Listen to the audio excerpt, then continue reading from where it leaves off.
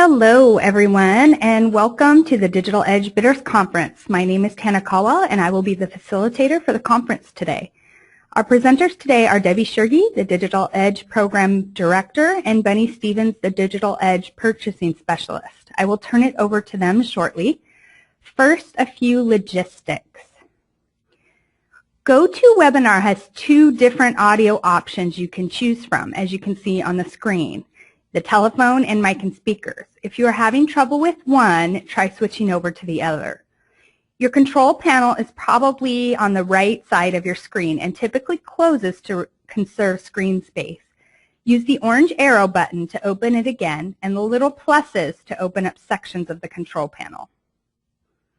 You will not be able to ask questions out loud today. However, we will be taking questions in the question window at the bottom of the control panel.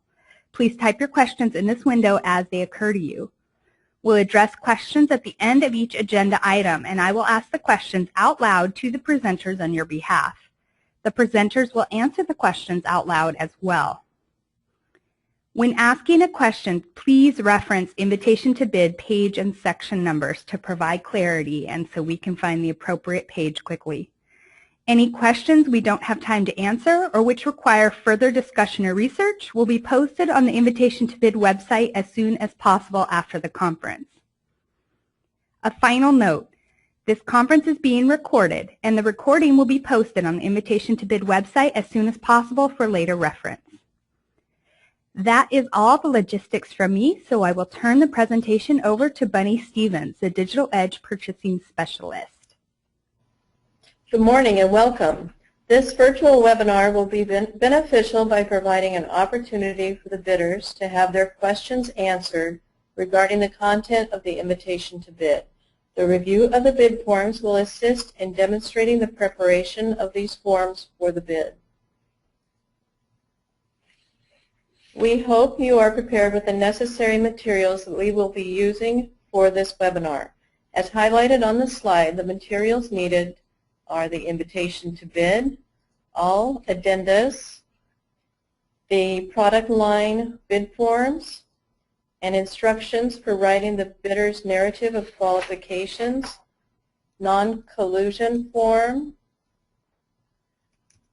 bidder's offer and acceptance forms. Once again, look at the screen for a list of the helpful materials. Now I would like to turn it over to Debbie Shurgi, who will discuss the past, present, and future of the DigitalEdge purchasing program. Well, good morning, everybody. We're so glad that you joined us this morning. We are now entering into the next bid, as you know, the next launch of the contract. And for those of you that are new to the DigitalEdge bid purchasing program at ESD 112, I just wanted to give you a little bit of history about where we've been and where we're going with this contract. As the invitation to bid shows, we're actually bidding on behalf of eligible purchasers that are identified in the contract and have done that for several years. And we're bidding on behalf of the eligible purchasers in the 12 states. In the past few years, I should say, we have published invitations to bid on entire product lines. And so that means, you know, as soon as a bidder bid on one LCD projector in a manufacturer's product line, all of the projectors, of course, were on the bid, on the contract. There were lots of product lines, and the contracts, according to the current and past bidders, just got too big and cumbersome to monitor and administrate. And so that was the feedback that I took to heart as I considered how this bid is going to go this year. In addition, in the past, the administration fee that comes to the ESD for the operation of the DigitalEdge was at the level of 3% of the sales. Some of the ways that the contract is changing this year is that we're going to change from asking for bids on entire product lines to asking for bids on products that meet product specifications. And hopefully you've become familiar with some of the bid forms where the specifications for the product categories and the products are defined.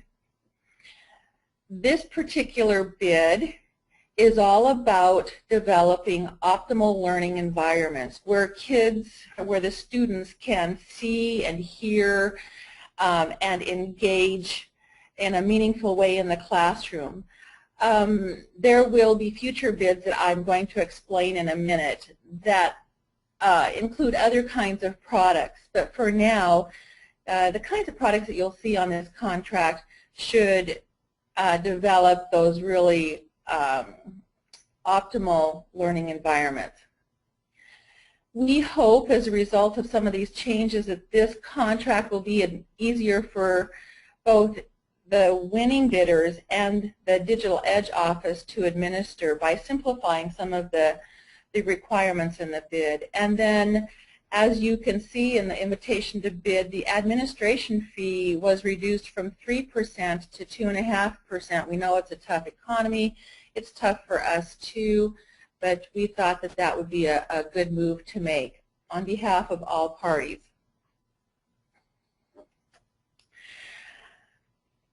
As we look ahead, the DigitalEdge is going to expand, and we are going to look at publishing invitations to bid for some of the items that you see listed in the right column. We hope to put out an invitation to bid for technology solutions for STEM initiatives. Early learning is a huge initiative right now across the country. I don't know about the other states in the contract, but in Washington received $60 million for early learning efforts in schools, so we're taking that seriously. Another initiative that's high on schools' radar right now is teacher and principal evaluation. So much of those requirements in that initiative are based on classroom observations. So we'll be looking at technologies for classroom observations and evidence of quality teaching. We'll be looking at publishing an invitation to bid on campus security and video surveillance solutions. I'm going to work with our TV, etc. producer to publish an invitation to bid on high school video production equipment. And then an idea that was kind of presented to us by one of the bidders interested in this particular contract is, we might consider, I'm not sure yet, but I'm looking at the possibility of putting out a bid at refurbished computers. So hopefully that gives you an idea of where we've been, where we are now, and where we're going in the next few months. Okay, and I think at this time I'll turn it back over to Bunny. We will be covering some highlights of the following sections of the invitation to bid: the timeline, the scope of work, post-award requirements, followed by questions and answers. At first, we're going to have you refer to page 4 of the invitation to bid. As we review the timeline, please note the following highlighted dates.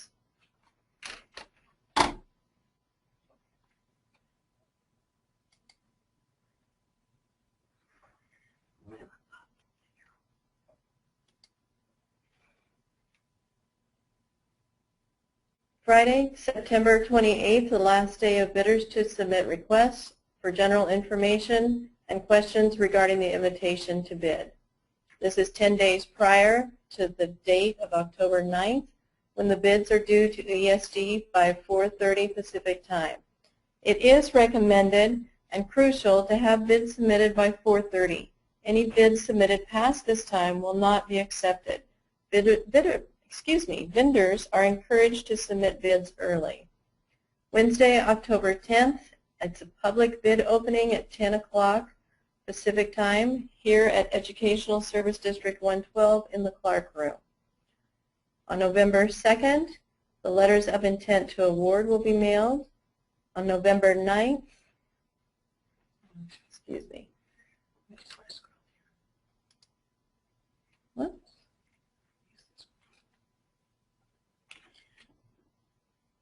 Just bear with me 1 minute here.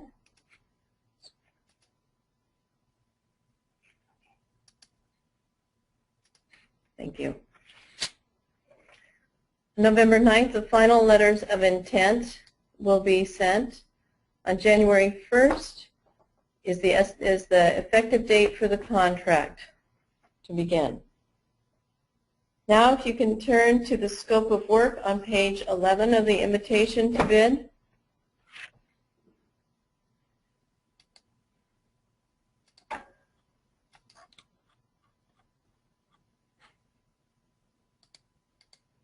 Give us just a second here while we get to that page.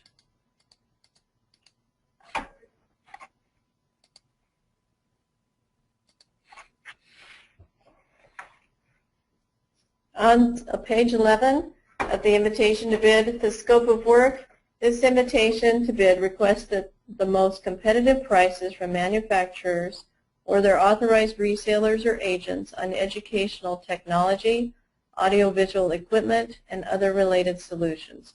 Bidders shall bid on products or models that meet the product specifications and all related components that are requested. To point out, a manufacturer's product line shall refer to a broad genre of products from a local, national, or international manufacturer. A product category shall refer to the name assigned to a group of products within a manufacturer's product line that meet a unique set of specifications. A bid shall refer to an offer on a product line that meets the specifications and all of its related components that are requested on the bid form. Debbie will be covering these specifications in her segment. Do you want to scroll down?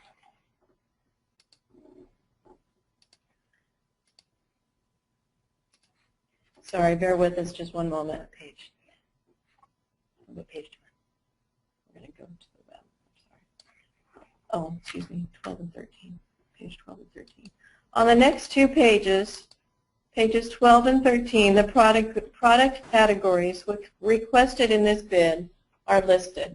Specifications for each product category are outlined on the bid forms, which are found on the web page. Next, we're going to go to the web page to give you an overview of the web page.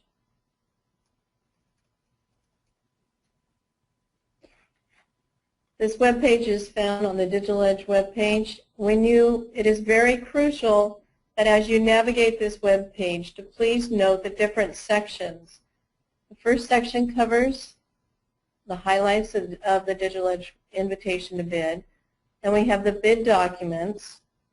And within this section, not only do we have the invitation to bid, but we have the forms such as the bidder's narrative of qualifications, which we spoke about earlier, the non-collusion form, and the bidder's offer and acceptance form. All of these forms are a crucial part of submitting your bid. And again, all the bid forms that Debbie will be discussing in her segment. As you scroll farther down, the addendums are listed. This is very important to pay attention to these as they are updated daily. Addendum 1 and Addendum 3, please note, do have information regarding new postings for the product categories. So please refer to these. And Bunny, while we're on that section, let's just remind the viewers that right under the title of that section, they're directed to download, sign, and include each addendum with their bid submission. That is actually required of all bidders who submit a bid. Okay, thank you. The next section is the sample of the post-award documents. We felt this was important to put these documents on the web page so you would have a chance to view them. And then at the very end of the document are the questions and answers for this invitation to bid. As you can see, there have been quite a few that have been submitted. Please be sure to read through these and review the answers. And again, please update and look at these daily because they are posted daily. Next, we're going to go back to the invitation to bid and return to page 14 for the contract period highlights section.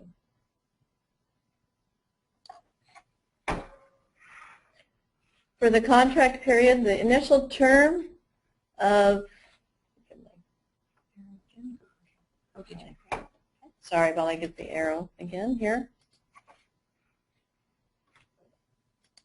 The contract period, the initial term of award contracts will be from January 1st, 2013 to December 31st, 2013, with the option to extend the contracts to additional 6 months or 1-year terms for up to 4 additional years, which could extend the awarded contract to December 31st, 2017. Section 2.0, the DigitalEdge is seeking specific information and data from bidders in response to this invitation to bid. More detailed instructions can be found in the sections entitled Instructions for Bidding and Instructions for Submitting Bid Materials, which is in the next segment that Debbie will be covering.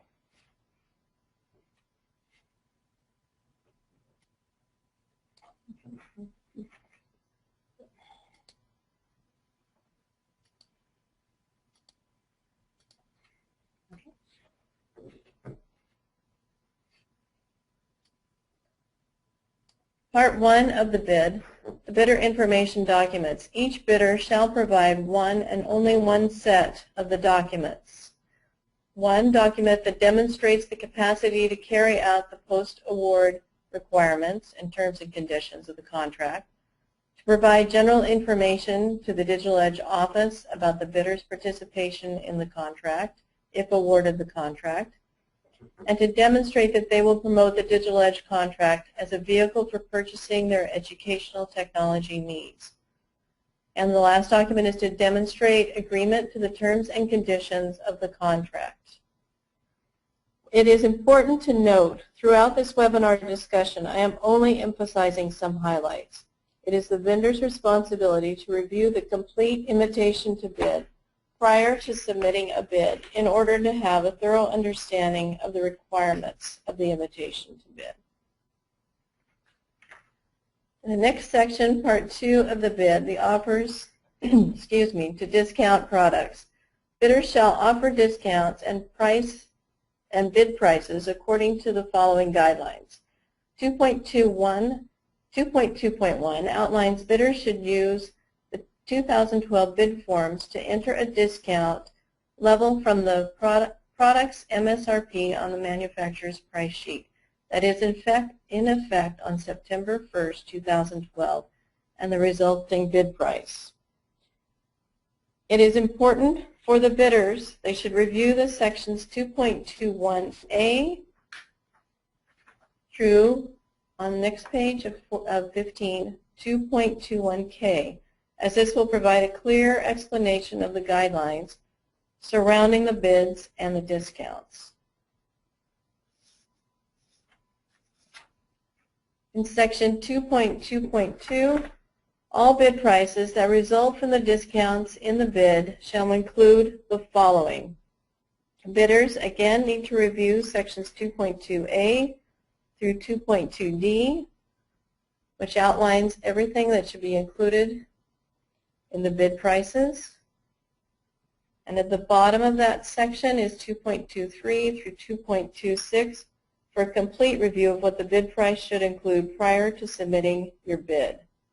And again, let me repeat, this is just a brief overview of some of the highlights of the invitation to bid. Please review thoroughly prior to submitting your bids. Next, we're going to turn to page 26 of the invitation to bid. The post-award requirements. I'll give you a minute to get there. Post-award requirements. In order to be eligible for an award, bidders shall demonstrate in their narrative of qualifications that they can meet the following requirements and provide the following services in the contract. Manufacturers that wish to bid but cannot provide all these services are required to commission authorized resellers or distributors to carry out the contract requirements. The awarded bidder or their authorized agents shall be required to meet with the DigitalEdge team within 20 business days from the contract award date to discuss all the scope of work and post-award requirements that include the following. 1.0, the provisions for the required post-award materials. This section, I'm not going to go through each individual point, but bidders should review 1.0, which highlights the required post-award materials, such as the insurance requirements, the ordering instructions that the awarded bidder shall provide the DigitalEdge purchasing specialist with,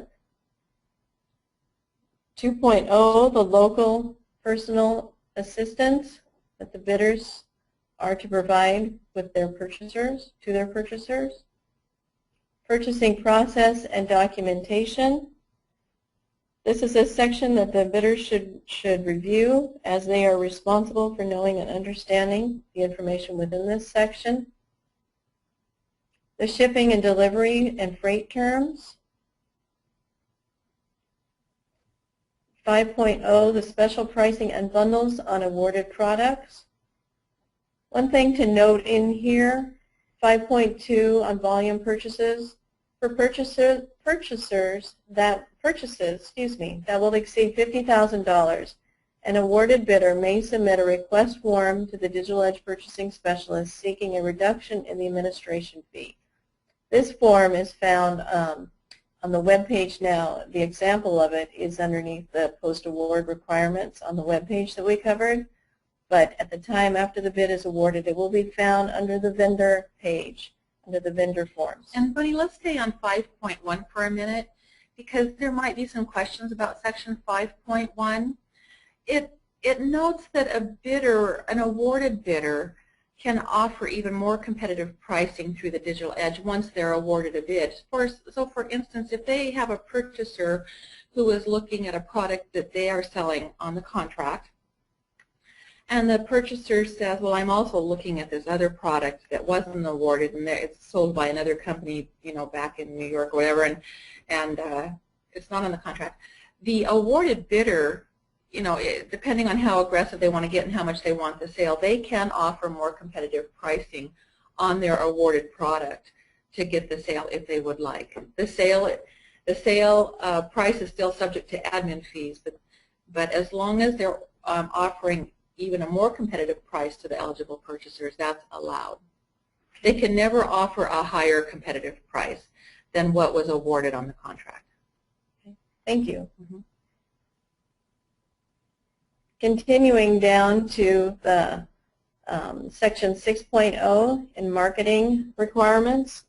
In this section, please note that on the web page, addendum number 2 that is listed provides clarification for marketing requirements within the 6.5.2 and 6.5.3 section of this area. In marketing requirements, however, DigitalEdge promotes awarded bidders' products on the contracts in accordance with the description in the background section of the document. However, the awarded bidder shall agree that DigitalEdge of the SD112 does not guarantee any sales to eligible purchasers. And again, I think this is important to talk about a little bit more. We're getting a lot of questions on the Q&A page about, well, what is the quantity of the items that we're asking for? And we're not asking for a quantity because we're bidding on behalf of purchasers who will purchase on an as-needed basis. So it's up to the awarded bidders to market their own products that are on the contract, and the purchasers will decide at that time how many they need. Okay. Awarded bidders shall aggressively market their DigitalEdge products to generate sales by submitting a bid, the bidders agreed to participate fully in all marketing activities in the section. Section 6.0 lists out these avenues that there are available in addition from the marketing materials that you would submit that you would want to use for your own, or for the use when you're at technology seminars, etc. In addition to that, we offer sending out email blasts. We have an email list that goes out to all of the regional technology directors in the states that we represent. And when you submit an email blast, this is sent out to all of those regional technology directors to help show your product that you are promoting. In addition to that, the other social media of Facebook and Twitter are also used. So we have several avenues to help promote the products that you submit. It is recommended, not required, but recommended that you try to submit a email blast or marketing material at least once every other month. As I scroll down in 6.5, again, please note that on the addendum number 2, it provides clarification for marketing requirements. Please review this because we had a couple of questions come in again in regards to this, so this addendum was published to help clarify. The monthly price documents, as Debbie had mentioned before, for this bid that we have streamlined several items. One of them is for the price documents. You'll note here that under the no changes 7.1 bullet, awarded bidders shall supply the DigitalEdge office with a current manufacturer price list and bid prices, a minimum of every 3 months. So if there are not any changes in your pricing on the awarded products, you can send an email to me and that will suffice. But then even if you haven't had any changes within 3 months, we do require and request that you send in an updated form at that time so we have a current manufacturer bid sheet every 3 months. 8.0 DigitalEdge monthly sales reports. This again is another report that is visible for you on the web page. As we review this, and several of these we will get into after the time of the post-award. This form is due every month, and after that, then once we have calculated and verified, then the payment of the administration fee, the awarded bidders shall pay ESD 112 an amount equal to 2.5 of the sales that are a direct result or consequence of the DigitalEdge contract. Please note this 2.5% administration fee is to cover all ESD costs for DigitalEdge, all our overhead costs. All related post-award forms will be discussed in depth with the awarded bidders during the mandatory meetings from 11/19 to 12/21 following the award of the bid. Okay. Once again, please note, throughout this webinar, I am only emphasizing some highlights. It is the vendor's responsibility to review the complete invitation to bid prior to submitting a bid in order to have a thorough understanding of the requirements of the bid. We will now take questions that you may have regarding the timeline and the scope of work post-award requirements. Please use the question window on this slide.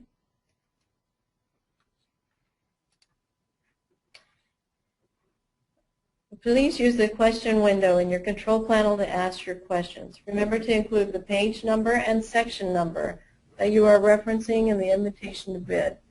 We'd like you to know that if a question is asked and we need time to deliberate, we will table the question and answer it on the web page. Tana, what questions do we have from the vendors? Okay, so let's just start at the top here and work our way down. Multiple people have asked variations of this question, but regarding the process for having resellers selling on behalf of an OEM, Can authorized reseller bidders have their own resellers? The clarification, this would allow the prime contractor reseller to allow small businesses to team with them to promote the OEM products and the value of the contract.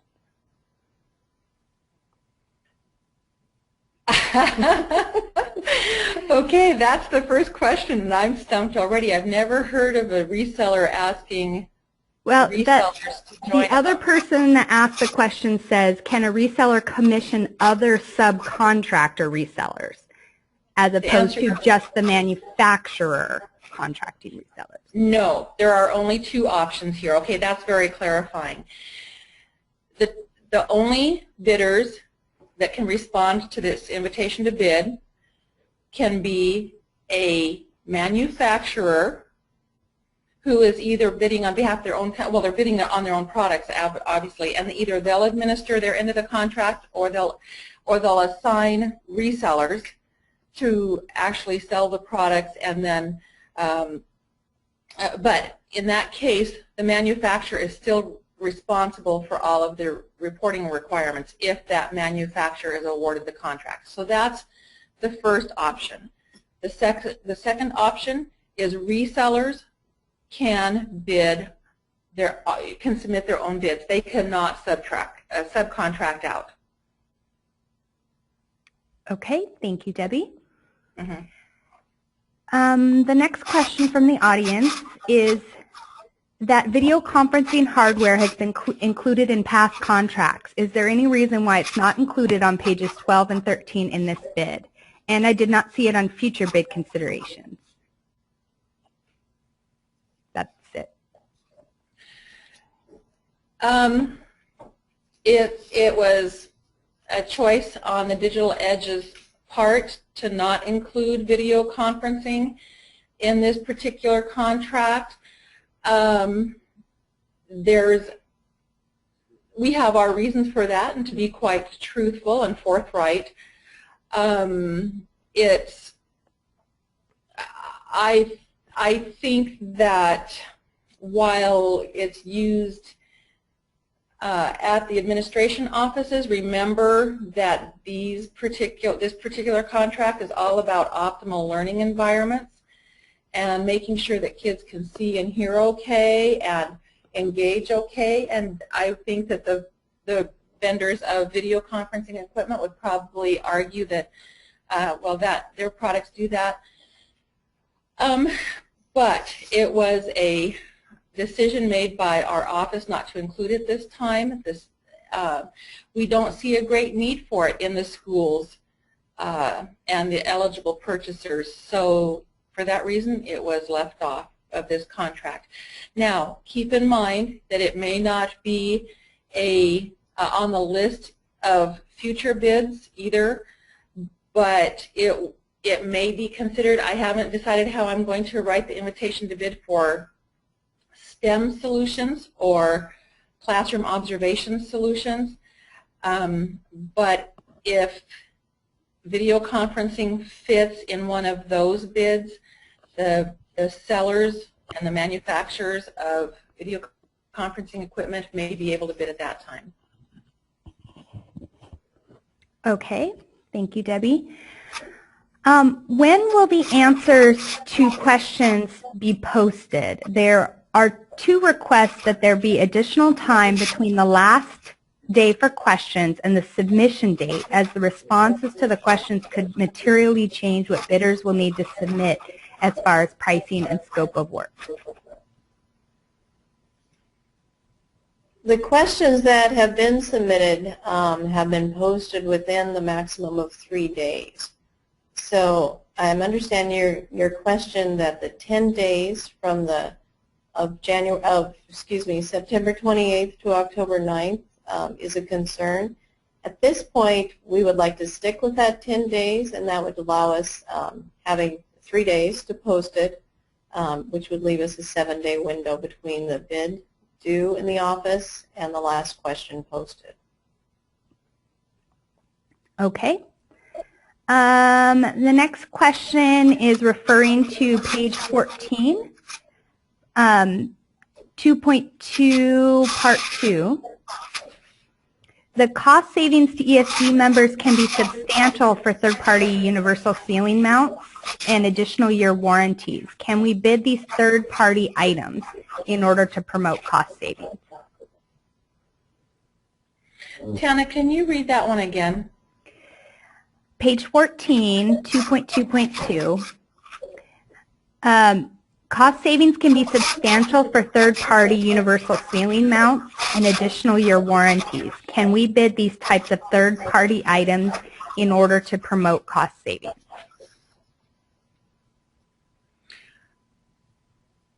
Well, ceiling mounts, if I understand the question, and I'm not sure I do, but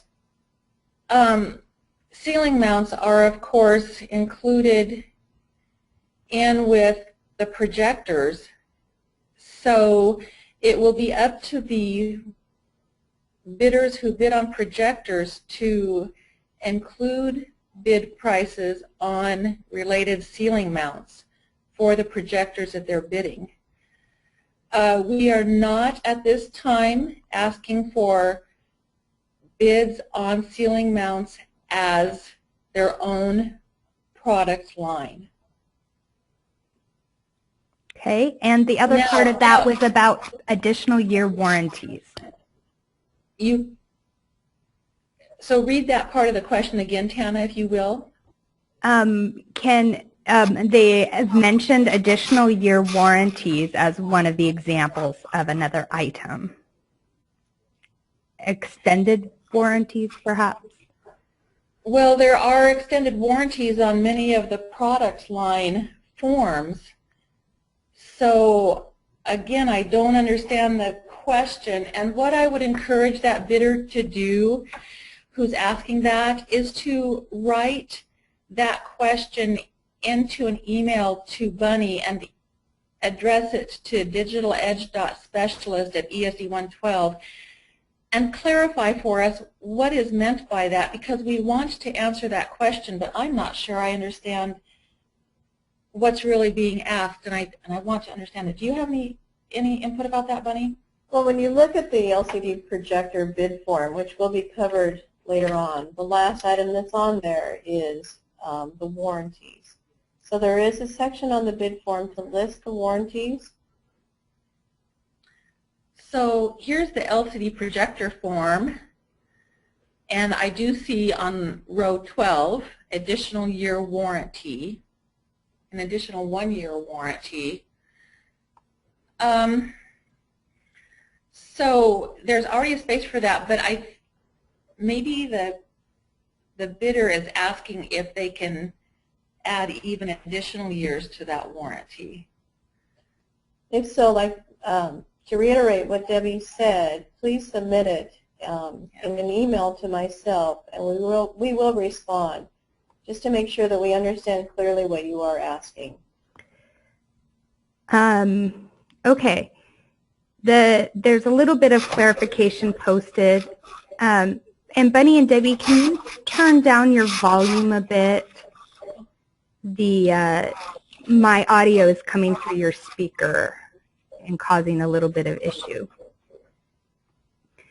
So the example was if, for example, Epson projectors were bid, do they have to bid a higher price Epson mount if there's a lower priced one offered? That's a clarification to the last question. Do they have to bid a higher priced mount? Do you have to bid an Epson mount with an Epson projector?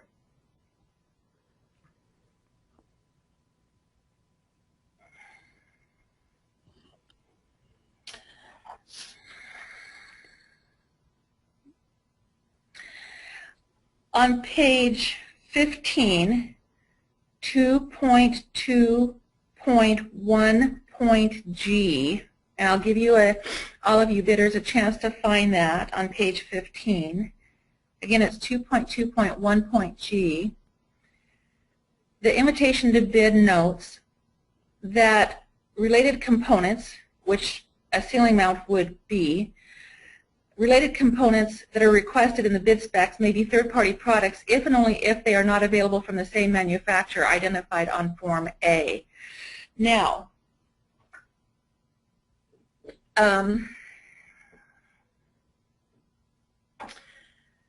what I'd like that bidder to do who asked that question is to email Bunny and share the significance. I think I understand the significance of that question.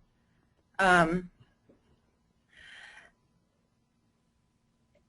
think that bidder's probably asking, let's just cut to the chase here, if maybe we could change 2.2.1.g so that we could loosen that up to include any universal ceiling mount. So I'd like to ask that bidder to, if that's what the bidder is asking, please send that question to Bunny, and we'll consider it. What do you think, Bunny? Do you think that's a I do think further decision? I agree. I think further explanation is needed so we understand exactly what you're talking about in your question.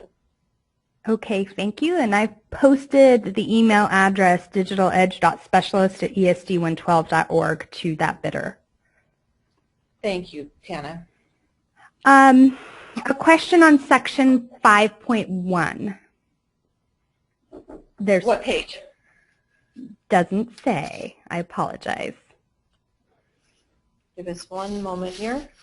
Section 5.1. Looks like page 29 or 30, perhaps. In the post awards? Related to pricing, lowering pricing or requesting a reduction in administrative fees. That section. So it is in the post awards section on page 29. Okay. We'll give you a minute to turn to that page. Page 29. So the question, these two questions are related, but on 5.1 for lowering the price, is that a one-time lowering of the price? Can you only do that once? And related to that, can that lower price apply only to a specific purchase? I can take it, Bunny. Okay. Yeah. It can be an isolated offer to a specific purchaser and does not have to be offered to all purchasers in the future. So just if an awarded bidder feels like they need to get more competitive on their bid price for a single purchaser to be able to get the sale, then they can lower that bid price for that purchaser only, and it will not affect their awarded bid price on the contract. Their awarded price still remains the same in general. Okay. In that same section in 5.2, who is requesting a reduction? I believe that was a reduction in the administrative fee. The purchaser or the awarded vendor? The awarded bidder is the party that would be requesting this reduction.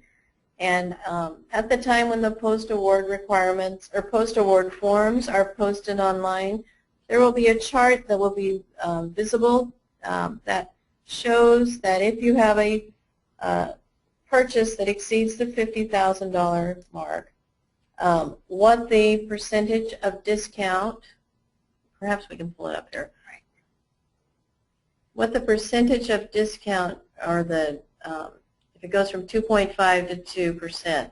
There's variable factors that come into this. If the bidder chooses to take an additional reduction, then it makes an effect on the final administration fee that is charged. Debbie's trying to pull it up here for us.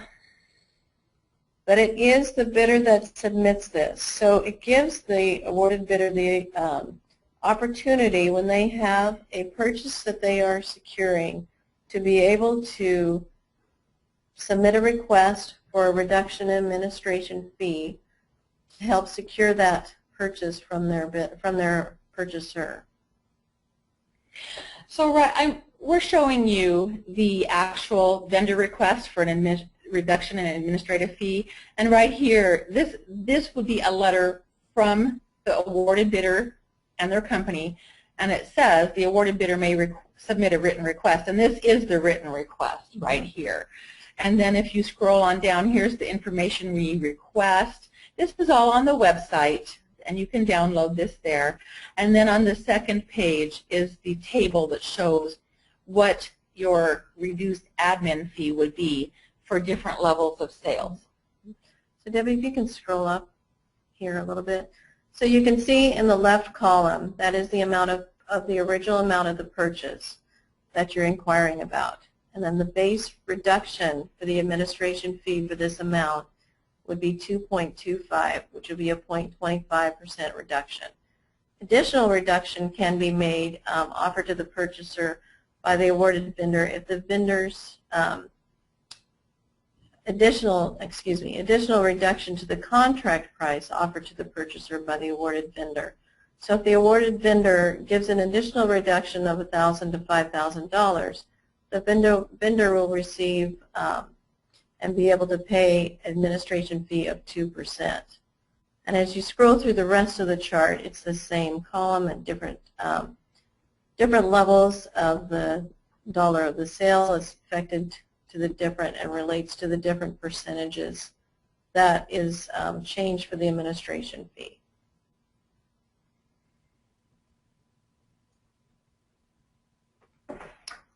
Okay, are you ready for the next question? We are. Okay. For the flat panel displays, specifically, LCD and plasma displays constantly compete and both have pros and cons in certain environments. Is this bid intentionally restrictive to only allowing LCD displays? The majority of OEMs only make LCD displays as the process to manufacture plasma displays is difficult. Our company deploys both LCD and plasma into the education market, and we would like to be able to sell both through this potential contract vehicle. We will take that under consideration. Okay. The next question, pardon me while I scroll a little bit, is this an IDIQ bid award? I do not know what that means. Okay. Can that Oscar please clarify what an IDIQ bid award is? Is the DigitalEdge interested in a discount structure for non-listed items?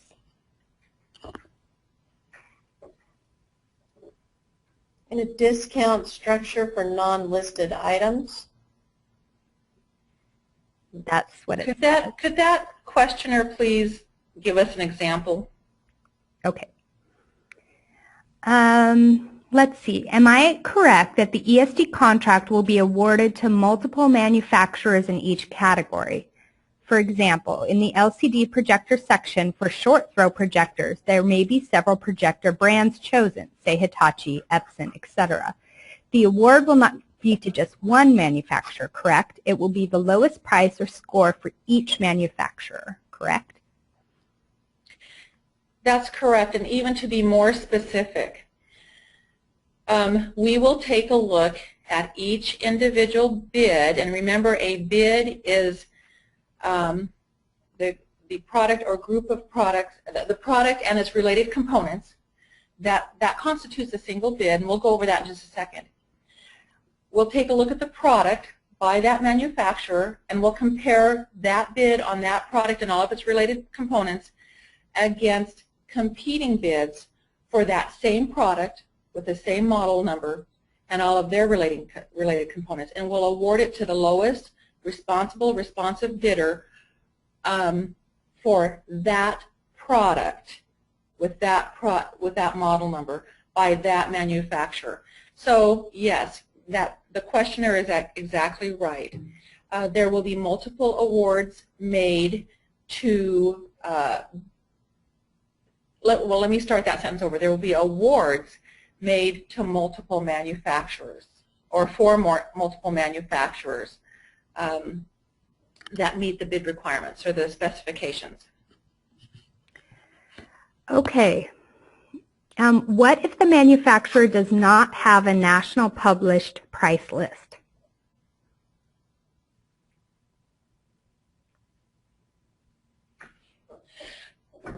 I suggest that that questioner emails Bunny and explains what they do have, because we can't answer a question and we don't know what their alternative is. So please email Bunny directly and ask her that question. I don't know. Our bid structure is based on a discount off of the nationally published manufacturer price list. And we have to use that to be able to compare apples against apples, bids against bids. Okay, and I have put the email address in the answer to that specific questionnaire. Okay, thank you. Section 2.2.1H, page 15.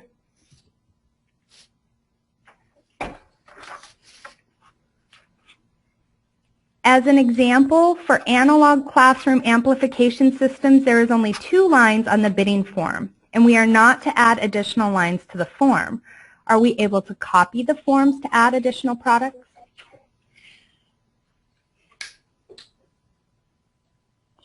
No. That is one thing we're doing to make this contract easier, is we don't want an endless number of solutions. We want the best solutions. We want the solutions that the vendors think will be the best sellers. We know that different purchasers will have different needs, but the vendors who are out there working with the eligible purchasers pretty much have a good sense of what is the primary need of the eligible purchasers. And remember, the eligible purchasers primarily are educational institutions, classrooms, libraries, conference rooms, those kind of environments. So no, they may not photocopy or copy in any way and add more items. If there are only 2 bid spaces for amplification systems, that means that we only want bids on your 2 products that you want to be awarded on this particular contract. Now, I will stop and say it's up to the bidders to develop their own strategy about which products to bid, and it'll depend on a lot of things. And what one company's strategy is will be different than another, but we'll leave that up to the bidders. Do you have anything to add to that, Bunny? No, and Debbie, when she shows the bid forms in her presentation, it will help clarify that she has listed the particular categories that we do want and the specifications that we want bid on. So that will help shed a little clarification on it. Okay. The next audience question is, can we offer 2 separate bids, one for singular products and the other for site license or bundle for the same product? If it's not requested on the bid form, the answer is no. I mean, really what we're requesting is right on the bid form. Nothing more and nothing less. I mean, and I'll go over the bid forms again in a little while, but if we're not asking for bundles, please don't bid on bundles. Okay, thank you. Are you going to specifically talk about specs in different categories later on? Shall I save questions related to that? I'm not going to talk about detailed specifications for each product category. I'm just going to kind of talk about them in general and how to apply them to filling out the bid form. Go ahead and share what the question is, Tana. The question is related to advanced LCD projector specs. Are you considering removing the 16-watt speaker spec? This limits projectors to certain manufacturers, and a projector should be based on image and lumens, not speaker size. The answer to that question is no, we're not going to remove that, and it wasn't based on wanting only manufacturers. It's based on the fact that that is an advanced projector. That's why it's called advanced. Some classrooms won't have amplification systems, and they'll have to use that 16-watt speaker in that projector. That's why it's on that particular, that's why it's a specification on the advanced projector form. Okay. Tana, let me share with you, let me say a little bit more about that. Okay. We know that there are manufacturers that will have some products that fit some categories and not others. We also know that there are manufacturers that will have many more products in a product category than what they can bid because of the limitation on the number of items we're limiting in that part of the bid. Such is the nature of a bid. So I encourage the bidders to bid on what they can bid based on the specifications. If that questioner has a product that meets all the specifications in the advanced LCD projector line category, with the exception of the 16-watt feature or spec, that bidder can look at some of the other categories to see if that projector fits in some of the other categories. Or I should say that bidder can look in some of the other categories and see if there's another category that that projector model would fit. Okay. Does the integrative classroom solutions include online course content and online learning systems?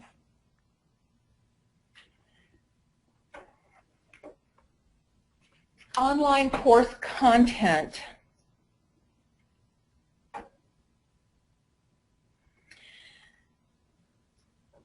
Can you repeat that one more time, Tana?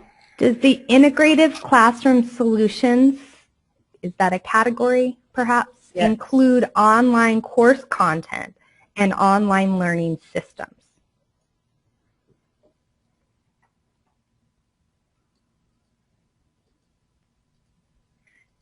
Give us just a second. As you can see on the screen, we're looking. Okay, there's interactive whiteboard software, which is software specifically to be used in an interactive way on the interactive whiteboards.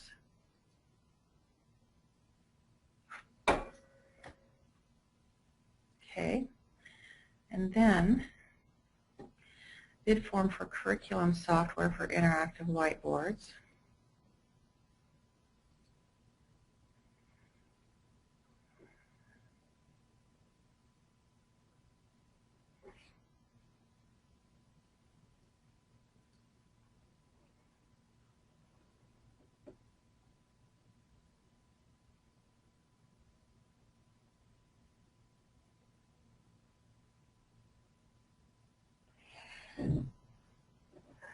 So curriculum software for interactive whiteboards can be bid, and it doesn't have to, that software doesn't have to be, specifically manufactured for interactive whiteboards. If it can be used on interactive whiteboards in a whole group instructional model or a small group instructional model, we're not going to turn that bid away. If that instructional software, whether it's online or on a CD, or, I guess those are on the computer, downloaded, whatever, if it can be used on an interactive whiteboard and focuses on literacy, math, science, social studies, health, and other pre-K subject areas, if it meets all of the requirements and the specifications, then they can bid on it. Notice that we didn't say that it had to be online or on a CD, We did say that it has to be able to be used with the Mac and the PC, and of course any online solution you usually can. So again, read through the specifications. They're written pretty broadly in some cases for a certain reason. We encourage bidders who have products that meet these specifications to bid. Okay. Okay. And I would encourage people who are clarifying earlier questions to please put the first question back into your clarification, because I see some questions that just say something like correct or on the bid page showing right now, and I can't relate those questions back to what we were talking about at that time. Here's another question from the audience. Please clarify if the required contract meetings, including the post-award meeting listed on paragraph 2 on page 26, must be on-site, or if telepresence web meetings will be acceptable.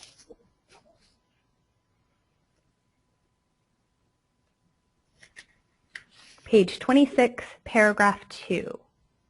So it's actually on page 27, 2.0, the local personal assistance. No, Is that what you're I referring think to? they're talking about how they're going to be required to meet with us after they're awarded their. Do they must meet in person, or will web meetings? It's in the second paragraph at the top of page 26. It's interesting because Betty and I were just talking about that yesterday. We recognize that travel is expensive and time intensive, and our contract did not, or our invitation to bid, I'm just reading it over, did not require an on-site meeting. Shall meet with, okay. And in this day and age, truly, it's just like we're doing today. We're holding this meeting virtually because it's just so tough to travel anymore. So I think what we'll do is tentatively say that we will be willing to meet with bidders virtually. And Bunny, would you write that on your list of things to do? We will post that as a question and an answer on the website. Please look there for our final answer. But I want you to know, in the spirit of cooperation with the awarded bidders, we want to make sure that we make the meeting as convenient but meaningful as possible. So we'll clarify, we'll confirm that in the question and answer page. Okay. Are we okay to keep asking a few more? Let's see, where are we at on the agenda? I believe we had till 11:15 for questions. But yeah, if there are more questions, we're good. There are a few more. Okay. This question from a bidder is, we offer large and extra large interactive LCD displays with touch technology. If we offer those items, how are they going to be evaluated against standard displays? Okay, so here again, if they fit into that LCD, let me pull up the LCD form real quick.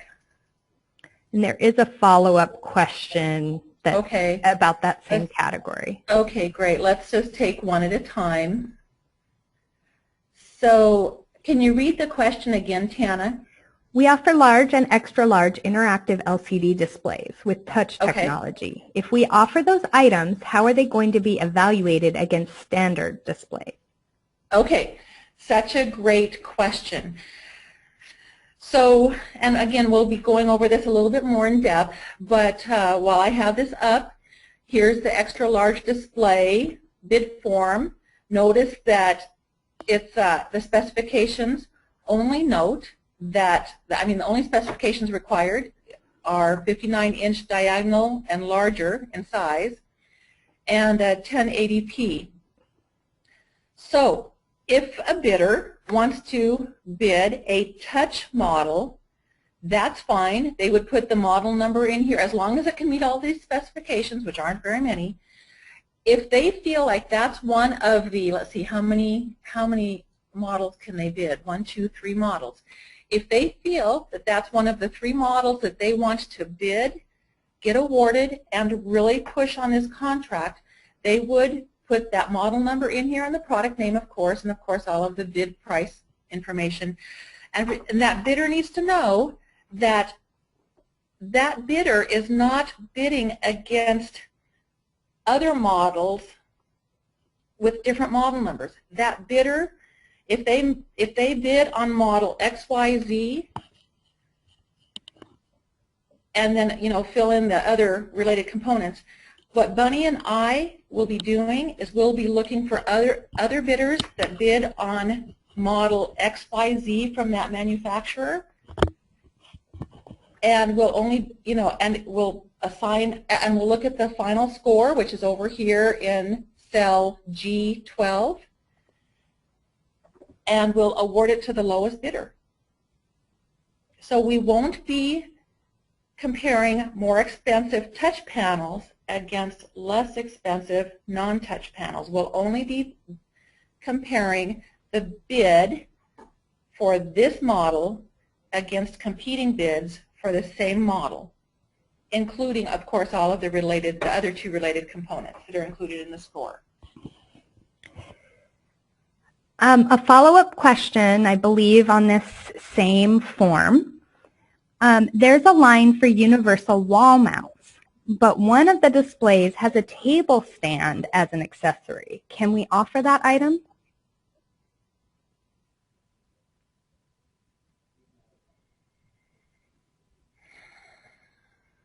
It's not on the bid form. So what I would encourage that bidder to do is to write a note providing justification for why they think a table stand is important, and we'll deliberate and make a decision later. At this time, the answer is no, because it's not on the bid form. So until it is on the bid form, we're not asking for it. So again, please watch the question and answer section of the invitation to bid webpage. Okay, and I've noted to that vendor the email address that they can send to. Thank you. Okay. This is from a specific vendor. We discovered that the formula for the total score for bid on this solution takes the first item's price and multiplies it by a factor of 2. Is that correct? That is correct, because that's the primary item that we're requesting in the specifications.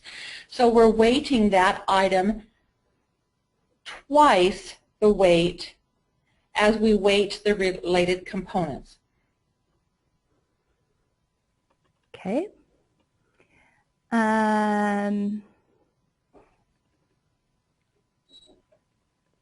So we have a few vendors who have left, so I am trying to focus on the people who are still here as a priority. Section 2.1, page 22.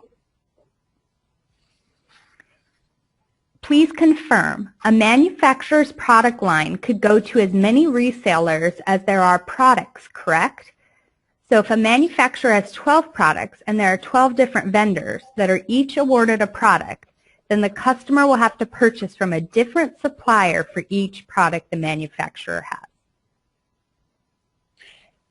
That is a very real possibility if the resellers bid and are each awarded different products. That is in fact true. Okay.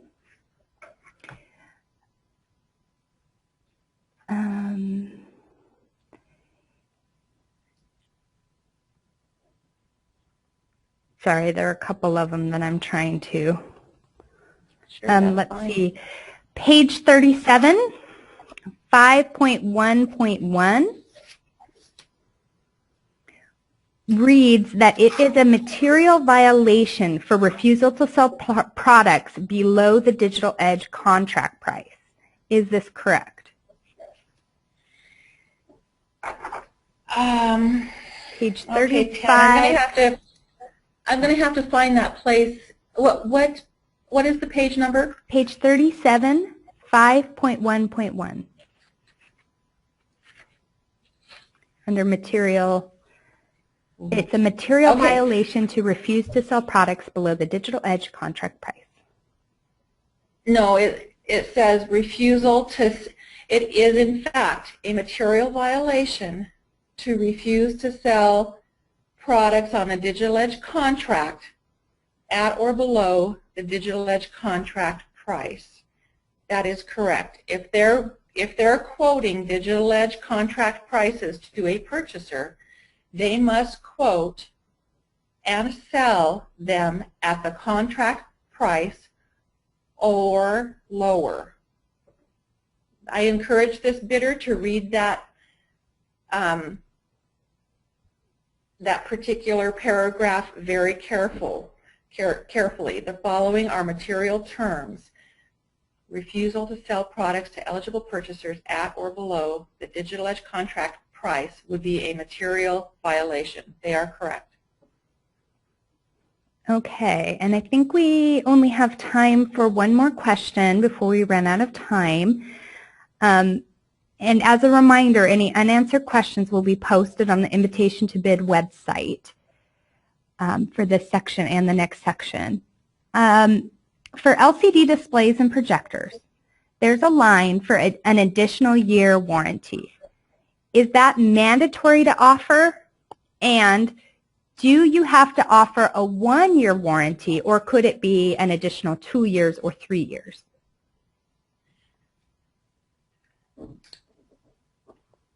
Everything that is on the form is required.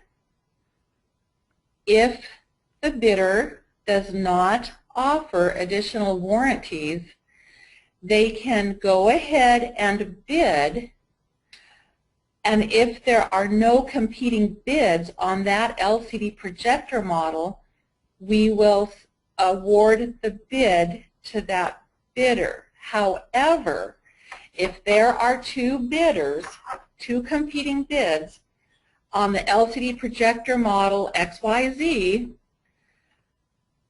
and one of them offers all of the related components and the other one does not, we will automatically award the bid to the bidder who offers all of the requested related components.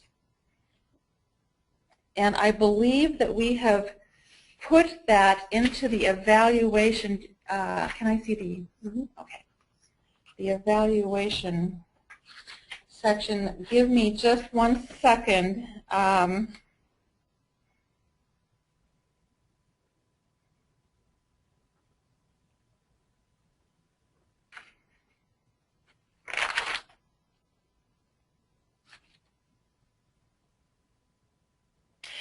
On page 23 of the invitation to bid, I'll give the listeners a chance to get there. Page 23, section 2.2.3, a bidder that includes some or all related components for a manufacturer's product shall be awarded the bid over a bidder that does not, even if the awarded bidder has a higher score.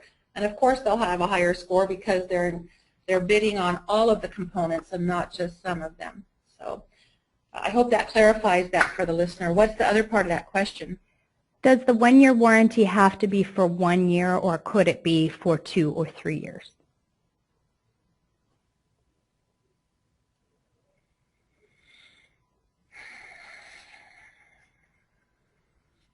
That's a good question.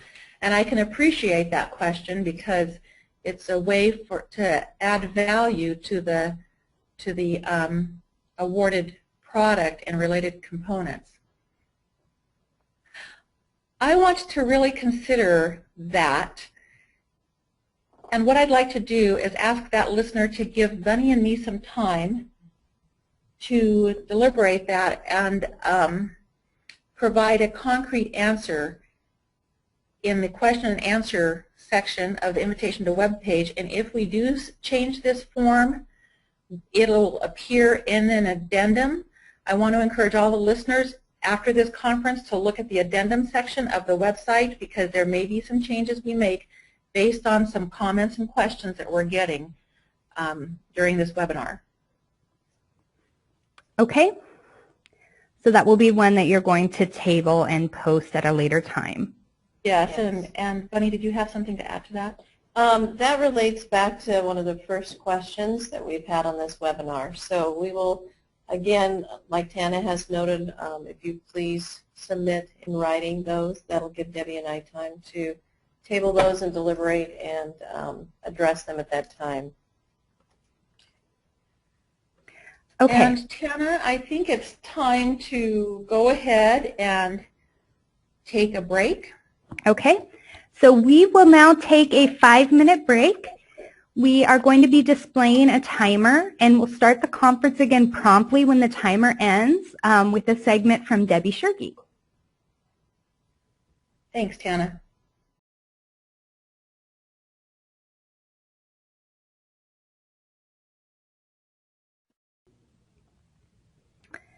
Okay. Welcome back, everyone. Our break is now over. So let me get you to come back online and be ready for some information. We're going to turn the conference over to Debbie Shergi, the DigitalEdge Program Director. Thanks, Tana.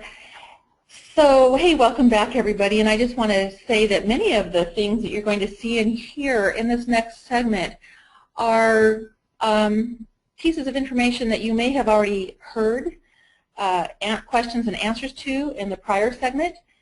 But we'll go ahead and go over the topics that you see on the screen, general information about the bid forms, which you can find on pages 14 through 17 of the invitation to bid. We'll take a look at the bid forms for offering discounts on product lines, and I'm going to use the forms for LCD projectors and, I had put LCD televisions, but I think I'll use document cameras instead, so that's a little update. I'm going to talk a little bit about how to submit your bid, and then finally, I'm going to weave in a little bit about bid evaluation throughout the course of this demonstration. And remember, bid evaluation is based on scores that are already calculated on the bid forms. So, but at the end of this segment, feel free to ask any questions that you might still have about using the bid forms for product lines or submitting your bid or bid evaluation. Okay. I'm going to pull up the LCD projector Excel spreadsheet that includes all of the bid forms that a bidder would submit for a single manufacturer's product line of LCD projectors. And here I want to stop and punctuate the fact that if a reseller sells Epson projectors and Mitsubishi projectors and Panasonic projectors,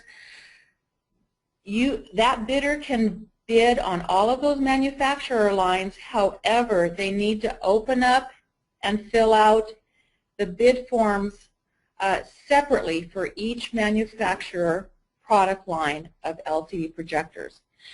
So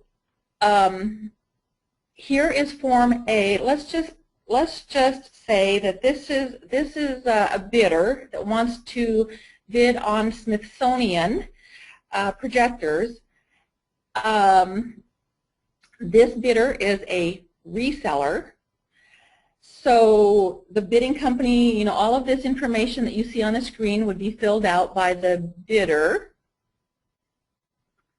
And then down here on row 18 is the name of the manufacturer that they would put in, write in, and they would type in Smithsonian. And that is why, and then everything else in this Excel spreadsheet, all of their bids on the different product categories would be relevant to the Smithsonian line of LCD projectors. That's why this reseller can go ahead and bid on Smithsonian, but then they would have to open up a separate spreadsheet and fill out the same form, Form A, and all of the other related bid forms for another manufacturer of LCD projectors. Okay? So, and then of course as you go down on this particular, as you scroll down on this particular form, you need to mark the appropriate identifiers. Just put an X in the appropriate identifying box, and in this case the bidder is an authorized reseller for the manufacturer, so that's why I put an X there. Now if you are a bidder that is a manufacturer, such as identified on row 27, then you must fill out Form B of this, and we'll look at that in just a second. Finally, whether you're a bidder or a manufacturer, please put an X by the states that you are both authorized to sell this product in the on the contract and willing to. Now you might be authorized to sell products in all 12 states, but maybe you're only bidding on 6 of them, or on behalf of 6 of them, and that's perfectly fine. But you must be authorized, and there are instructions on or in the invitation to bid that we need evidence that you're authorized to sell in the states that you're bidding. Okay? Form B, the next form, is only for bidders that are commissioning agents, and that means manufacturers that are commissioning agents, because we want to know who will be completing each of these tasks. And so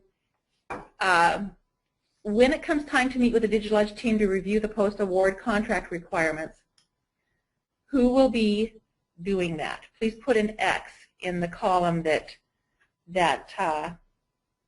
indicates who will be carrying out each of those post-award requirements. All right? So here we have the entry-level LCD projectors. Don't forget to put the name of your bidding company. Let's say my bidding company, because I'm a reseller, and the name of the manufacturer at the top of the page, because that's going to help the DigitalEdge staff group bids from the same manufacturer product line and compare competing bids. All right?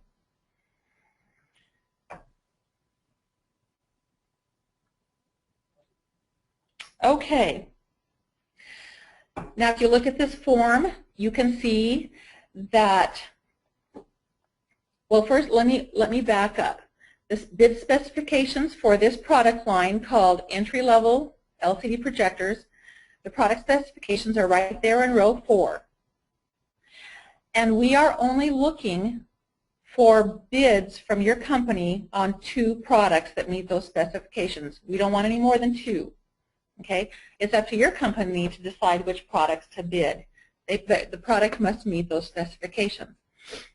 So again, in some cases, the specifications are written fairly loosely. But in some specifications like this one, it has a maximum of 3,000 lumens. So even though it says any resolution, the products that you bid in this category cannot exceed 3,000 lumens. And of course, they must meet all of the other specifications that you see in row 4. Now, You don't have to bid 2 products here. If you only want to bid 1, that's fine, not a problem. Also, your company might sell Smithsonian entry-level LCD projectors, but you might choose not to bid on the Smithsonian entry-level LCD projectors. And again, that's perfectly fine. We tried to weave in a lot of latitude and a lot of flexibility for the bidders to bid on the product categories that they wish to promote on the contract. Okay.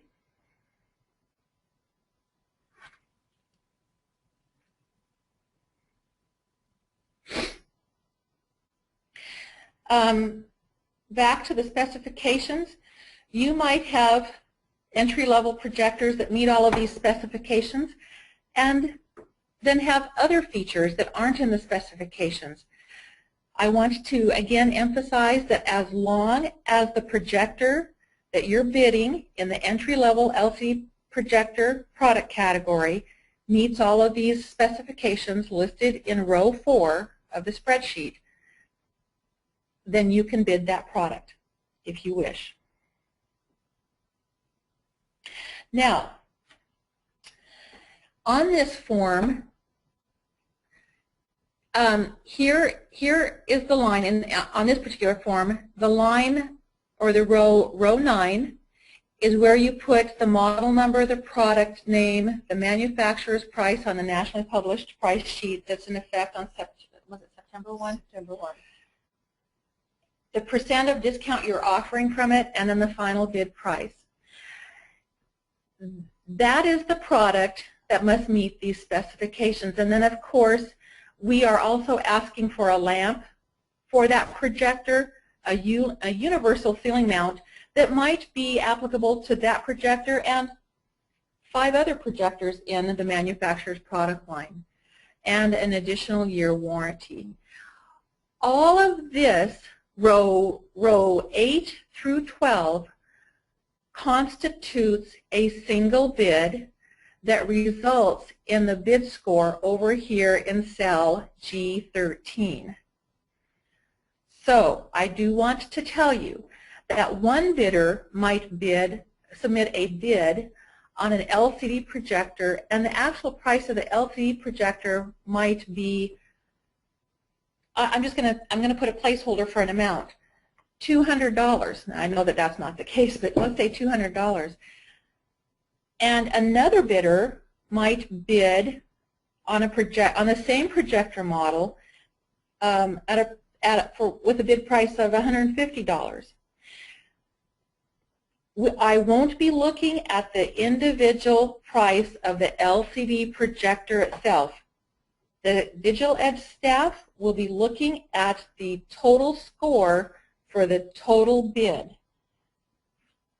And that's the only thing we'll be looking at. Earlier it was asked and confirmed that yes, the bid price is scored, it's weighted double, and I clicked on cell G13 right here to demonstrate that yes, in fact, the formula for cell G13 that provides you the score is based upon twice the amount of whatever's in G9, which is the actual product that's requested in the specifications. And again, that's purposeful on our part, but be very, very clear that you might bid a lower price on the projector itself, but your whole bid on rows 8 through 12 may end up in a higher bid score based on what you bid on the other items. So just want to be really clear about that. It's all of those bid prices for the product and the related components are considered in the bid score.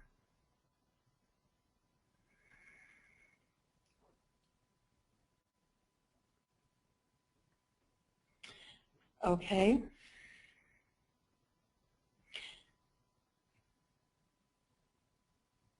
I want to punctuate here as well, and I do believe that this is pointed out in the invitation to bid, that even though the bidders are bidding on a product and its related components, this is not considered a bundle, but rather it's considered a collection of items that include the product that meets the specification and its related components. They can be sold separately to the eligible bidders, or they can be sold as bundles if you'd like, but it's not required that you sell them as a bundle to the eligible purchasers if you're awarded a bid.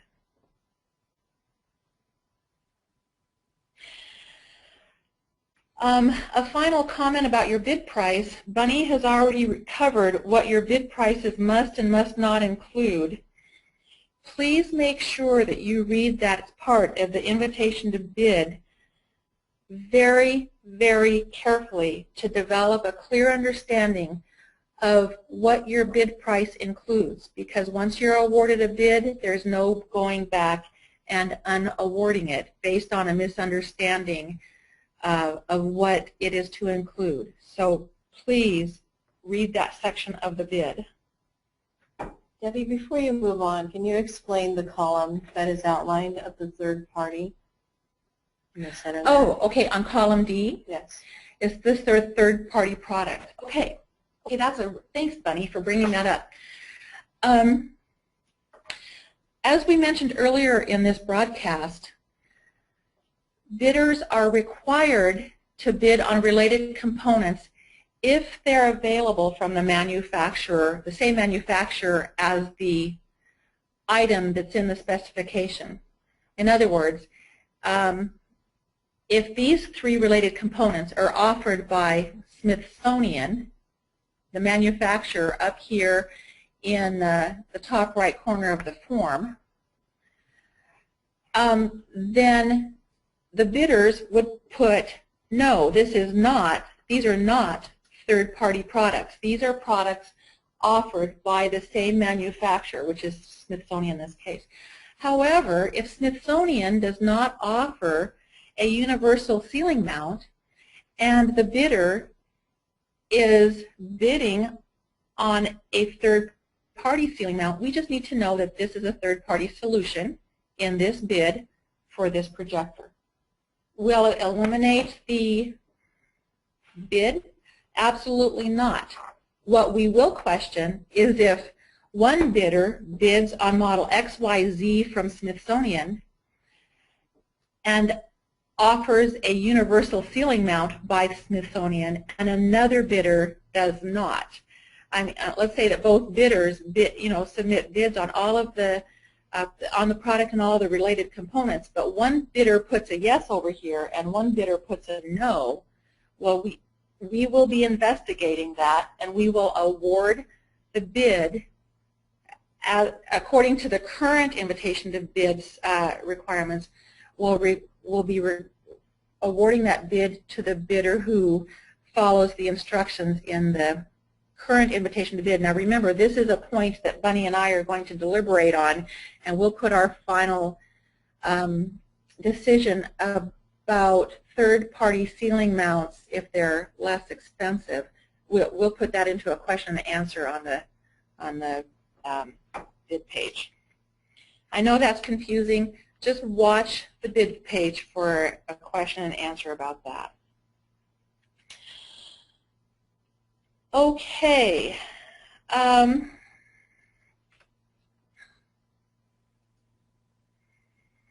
Just please note that there are several product categories in the LCD projector line, and you'll want to make sure you keep clicking on all of the red tabs at the bottom, even the ones that are not in view, to make sure that you see and read all of the bid or all of the product specifications for all of the product categories.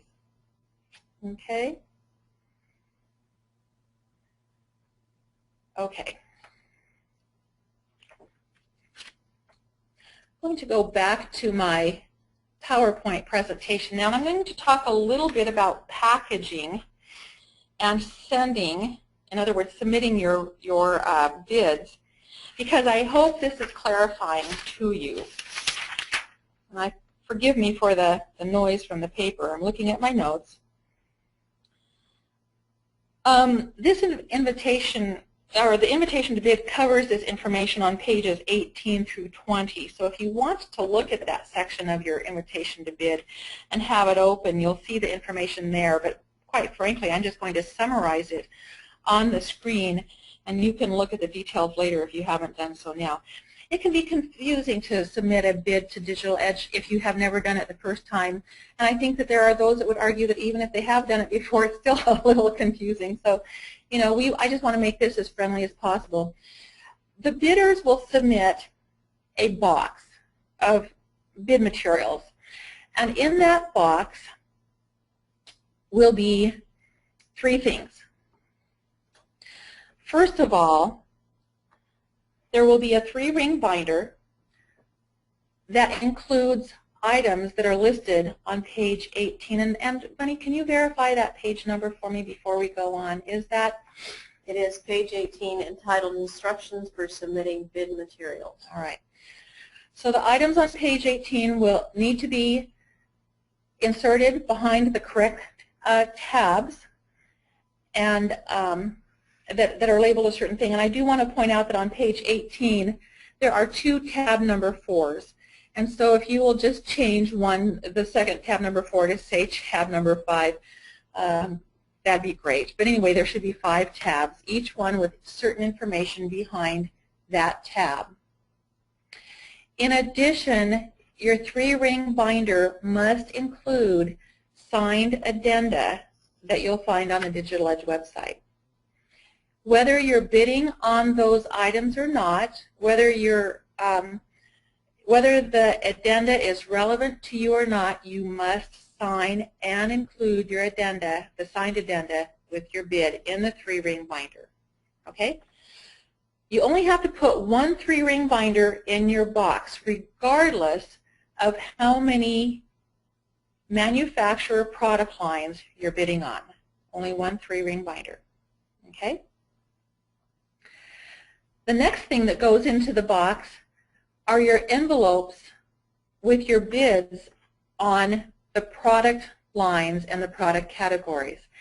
And I will say that you must use only 1 envelope per manufacturer product category. So if you're bidding LCD projectors, you'll put Smithsonian's LCD projector bids in a separate envelope than Jacksonian's bids on LCD projectors. Okay? And each envelope shall contain all of the items listed on page 19. Can you confirm that as well?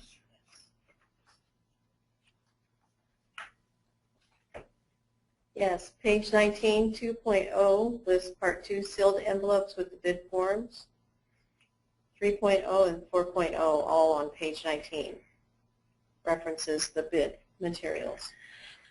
So in section 2.0 at the top of page 19, each individual envelope must include the items in section 2.0. And there's a little check line there, a little line for you to check off as you put those items in an envelope, in a single envelope for a single manufacturer product line.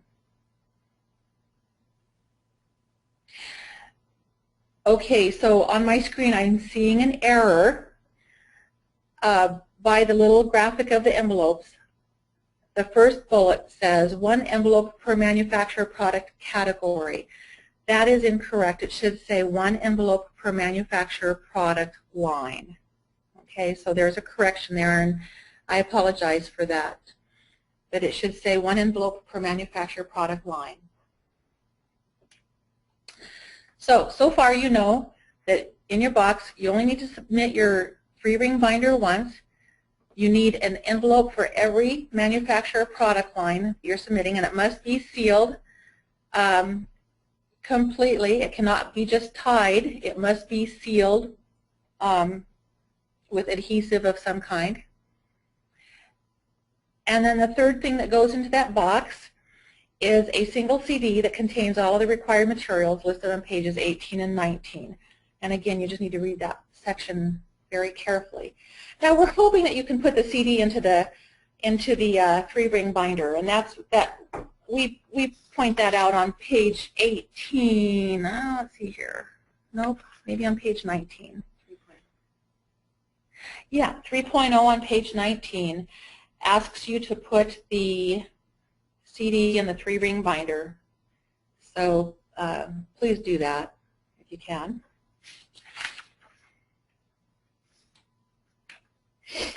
Okay. And then just a few notes about the bid evaluation. I did weave in some comments about bid evaluation throughout my part of the presentation, but I just wanted to remind the bidders that we're comparing the scores for the exact same model numbers in a manufacturer product category. Okay, so just wanted to make sure that you all understand that. We will, if you submit a bid, we're not sure about something, we reserve the right to call and ask for clarification, and we will award the bids on the products and their related components to the lowest responsible bidder for each product in the product category in each state. Okay. So I do want to leave a little bit of time for questions. We're coming down to the end here, but I do want to leave some time for questions. I do want to remind you that we will table questions that require further thought or consideration, and we'll post our responses on the DigitalEdge Invitation to Bid website. So there's one thing I'd like to add before we do questions. If the bidders can refer to page 3 of the Invitation to Bid, this page in the center of the page shows and reiterates that the bids shall be sealed and addressed and marked as followed. And it gives you an example of what the label should look like on the outside of the box. This is to make sure that when it arrives in our building, it comes securely to our building and it is routed in the right direction. So please adhere to putting that label on your box. Thanks, Bunny. That's a good clarification. If your box is somehow lost in our building because it's not labeled correctly, and we don't find it until after the bids are open, the bids will be rejected because it will not have arrived and will not have been in our hands and opened at the public bid opening. So make sure you understand the significance of the way that you label your box. That's a really good clarification. Thanks. Okay, Tana, what questions do we have? Okay. We have 3 people who've asked the same question. Behind which tab should the addenda be placed in the 3-ring binder?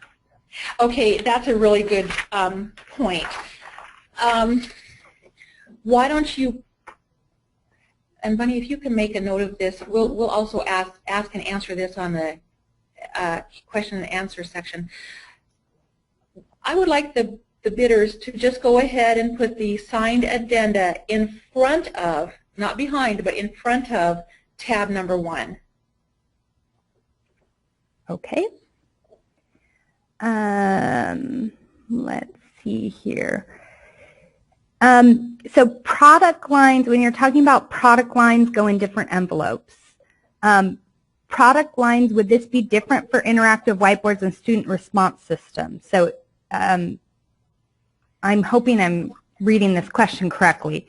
If it's not, please resubmit it. But it seems to be asking if you had an interactive whiteboard and student response system from the same manufacturer, would that go in 2 different envelopes?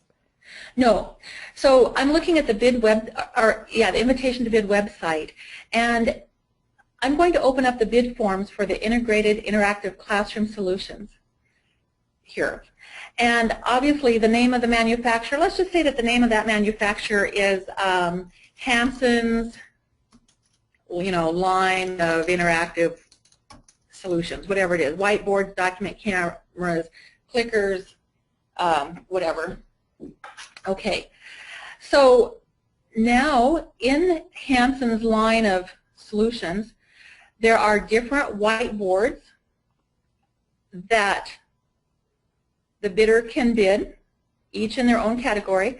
Then there are student response systems. If that manufacturer sells infrared systems, you would use these forms. If they sell radio frequency systems, they would use the appropriate forms. Virtual polling systems would go on its own form. If that manufacturer offers document cameras, it would go on this form. A wireless slate would go on this form. You get the idea now. If the manufacturer offers any or all of the product categories in this spreadsheet, all of those bids go into the same envelope. All right? So when you open up a spreadsheet that contains all of the bid forms by a single manufacturer for a product line, all of those bid forms that are used to bid by that bidder go into the same envelope. Do you have anything to add to that? Can you think of anything to? No, I think that makes it very clear. Yeah. Mm-hmm. Okay. I think this is a related question. In the same product category that you're talking about now. Okay. If a vendor is submitting a radio frequency student response system, 24-pack, and a student response system in a 32-pack, is it correct that those are considered separate manufacturer product lines as listed on page 19, and the bid forms would be submitted in separate sealed envelopes? Well, let's look at page 19 first to make sure we understand that question. Tana, can you read that question one more time? If a vendor is submitting a radio frequency student response system, 24-pack, and a student response system in a 32-pack, still radio frequency, is it correct that those are considered separate manufacturer product lines? No. And so the bid forms would be submitted in separate envelopes? No. Like I just said, if they're from the same manufacturer, even though they're different product categories, they're from the same manufacturer, they go into the same envelope. So I'd like for the viewers to look one more time. Here's bid form A, identifying Hanson's line of interactive solutions. Up here is the name of the product line up here, interactive or integrated interactive classroom solutions. The red tab down at the bottom are the product categories we're looking for, each one with their own specification. But all of the forms that are identified with red tabs would go into the same envelope because they're all from the same manufacturer for this product line. Okay? So Form A, Form B, and all of these red tabbed forms from the same manufacturer would go together into a single envelope. Okay. So just to add to that, if, again, as mentioned before, if the reseller is bidding on two different manufacturers, that is when they would go into separate envelopes. The Form A, B if needed, or if necessary at that point, and the bid forms for manufacturer X would go in one envelope. The same forms from manufacturer Y would go in a separate envelope. Yeah. Just consider all of the forms in this spreadsheet from the same manufacturer a collection of forms that go together in an envelope that's labeled for that manufacturer's product line. So you would print out all the forms in this single Excel file?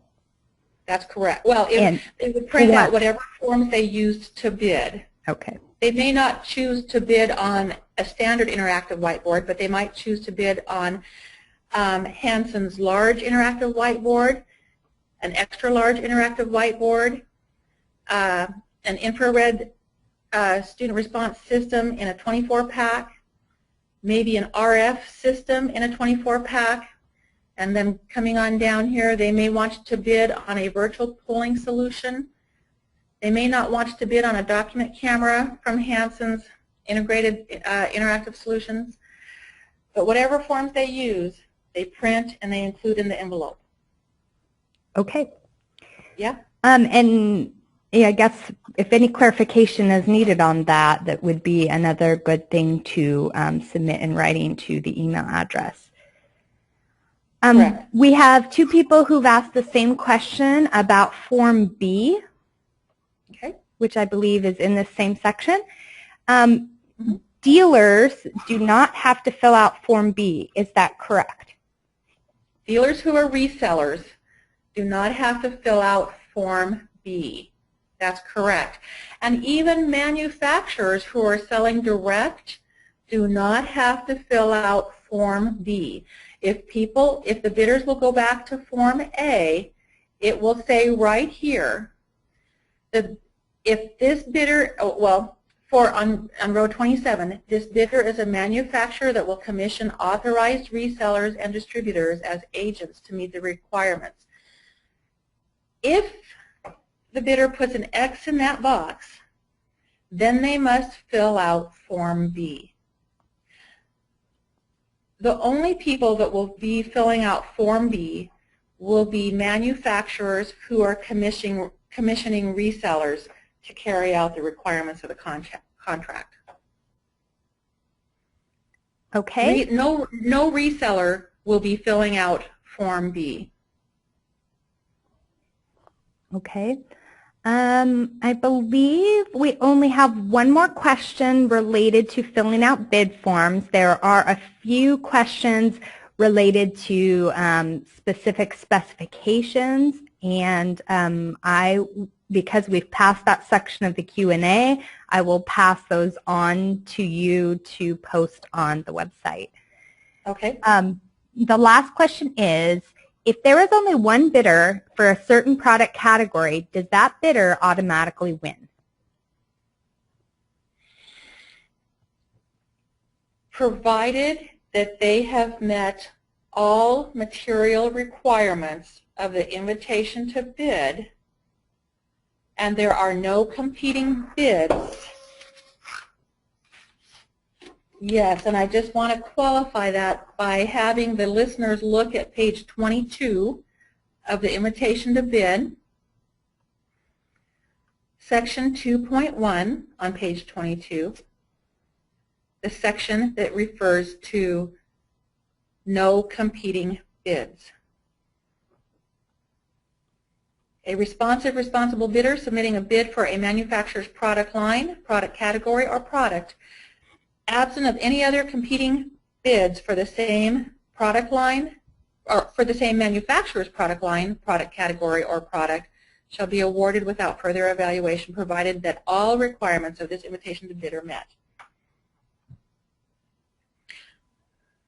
So, they can bid, and if they think they're going to not have any competition, they still need to meet all other requirements identified in this invitation to bid. Okay. That is the last of the questions. So I'll let you give your closing comments, Debbie, and then I will wrap things up. Did you want to go ahead and remind them of this? Just to reiterate what both Debbie and I spoke about in our presentations, that we tried to cover the highlights of the DigitalEdge invitation to bid, but it is very important and crucial that as a bidder you read the invitation to bid thoroughly to understand its contents. Thank you. Okay.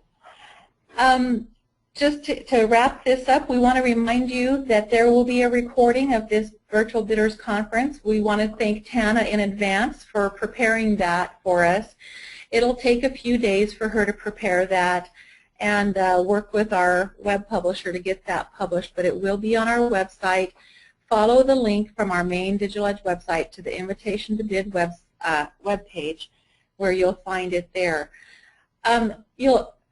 Bunny also plans on uploading that to YouTube, and we're not sure exactly how that's going to look yet, but it will be there. I think Tana will be partnering with her on that. And then finally, you can also find DigitalEdge on Facebook and Twitter with the identifying IDs on this PowerPoint slide. A few additional reminders. Please make sure you go back to the web page after this conference, look for additional questions that we put on the back burner for now, that we want time to deliberate. Also, continue to check the questions and answers on that web page on a daily basis until September 28th, and then, or actually until what, 3 days after September 28th, is that correct? Yes. Yeah. Yes. And then check that web page as well for any additional addenda that you see there. Bunny and I will work very hard at getting the questions, answers, and any additional addenda that may have resulted from this conference onto the web page within 3 working days. So, so that you're not delayed in knowing what our final answers are. On behalf of ESD 112 and the DigitalEdge, I want to encourage you to submit a bid in response to this invitation to bid. We're excited about the new direction of DigitalEdge, and it may seem overwhelming now, but I think the administration of the final contract will be much easier than they have in the past. We do appreciate you coming and listening to this and interacting with us and asking your questions. We do honor the work that you do on behalf of the bids that you're submitting. Did you have any final thoughts or comments, Bunny? No, I just would like to thank all of you for participating today and for your questions that were very beneficial for us to hear. And like Debbie said earlier, we will respond within 3 days to those questions that had to be that weren't addressed in the meeting today. Yeah. So Tana, at this point, we'll turn it back over to you. Okay. Well, thank you everyone for attending the DigitalEdge Bidders Conference. We hope the session's been helpful. You can find more information about the invitation to bid on the website listed on the screen at this point. And feel free to close the webinar window and exit the session whenever you're ready. And we hope everyone has a great day.